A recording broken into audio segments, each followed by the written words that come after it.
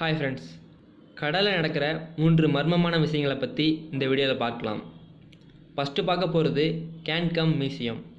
இந்த மியூசியத்தில் 500க்கும் மேற்பட்ட சிலைகள் கடலுக்கு அடியில் வைக்கப்பட்டிருக்கு. இது மெக்சிகோவில் மிகப்பெரிய சுற்றுலாத்தலமாக பார்க்கப்படுது.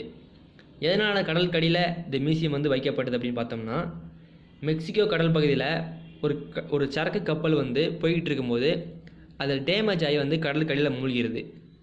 அப்படி மூழ்கும்போது அதில் 3 சிலைகளுடன் மூழ்கிறது. அது தெரிஞ்ச மெக்சிகோ அரசு அந்த நியூஸை வெளியிடுது. அப்படி வெளியிடும்போது நிறையா சுற்றுலாவாசிகள் இந்த நியூஸை தெரிஞ்சுக்கிட்டு அந்த சிலைகளை கண்டுபிடித்து அதோட ஃபோட்டோ பிடிக்க அந்த மாதிரி நிறைய ஆர்வம் காட்ட ஆரம்பிச்சிருக்காங்க. இதை பார்த்த மெக்சிகோ அரசு நம்ம ஏன் இதை ஒரு மியூசியமாக மாற்றக்கூடாது அப்படின்னு முடிவு பண்ணி 500க்கும் மேற்பட்ட சிலைகளை அந்த கடலுக்கு அடியில் வச்சுருக்காங்க. இப்போ இது மெக்சிகோலையே ஒரு மிகப்பெரிய சுற்றுலாத்தலமாக பார்க்கப்படுது.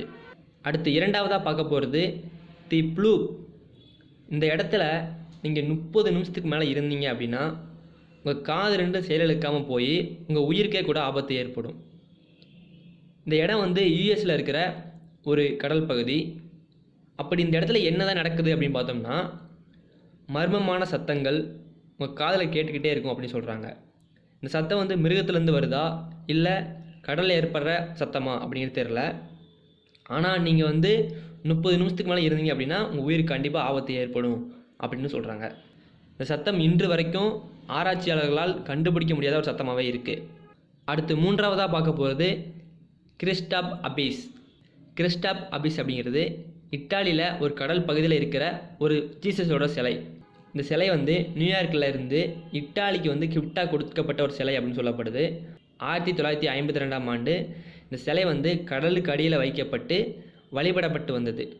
எதனால் கடலுக்கு அடியில் வைக்கப்பட்டு வழிபடப்பட்டது அப்படின்னு பார்த்தோம்னா, நார்மலாக வெளியில் இருக்கிற சிலைக்கும் கடல் மட்டத்தில் இருக்கிற சிலைக்கும் நிறைய வித்தியாசங்கள் இருக்கிறதா சொல்லப்படுது.